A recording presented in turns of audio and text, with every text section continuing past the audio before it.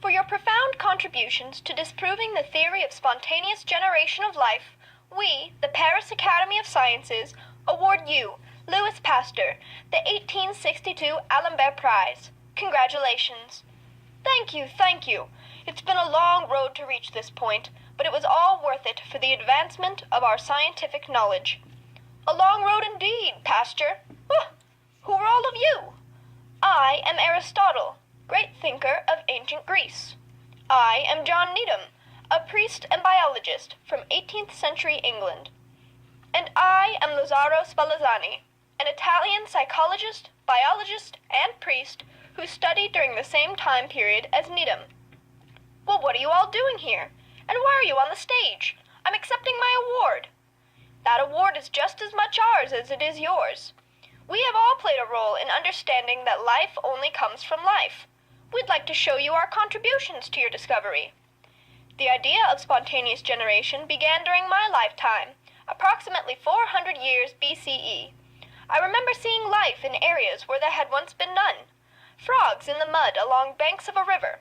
Mice in bags of grain left unattended in a barn. Maggots writhing on the surface of raw meat. At the time, I didn't consider the outside forces that may have been to blame for these organisms being present where there had once been none. It seemed to me that they simply appeared. From these observations, I developed the theory of spontaneous generation, which attributed the phenomena to a vital heat that was contained within some non-living matter. That's completely understandable, Aristotle. It's important to remember that scientists are only human, and were often limited by the comprehension and technology of the time. As for me, I thought Aristotle's work was incredibly interesting, and set out to silence the disbelievers that had arisen between his time and mine. With knowledge of microbes that he did not have while developing his theory, I performed an experiment involving the boiling of beef broth to kill off the tiny life within it before sealing the broth in a flask. After a period of waiting, what did I find but the once clear broth cloudy with bacteria?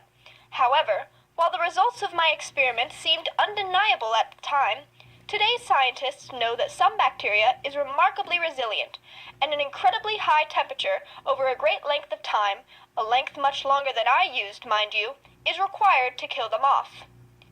Even without this knowledge in my back pocket, I still found it difficult to accept the conclusions presented by Needham, and performed my own experiments on boiled broth, hundreds of them to be more specific. I incorporated positive controls, flasks of broth that had been boiled but left open to the air, which I expected to develop bacterial growth. Following the experiments, I found that my results were a complete contradiction to Needham's, and the broth within my sealed flasks remained crystal clear. Ah, yes, but you had forgotten about the vital heat.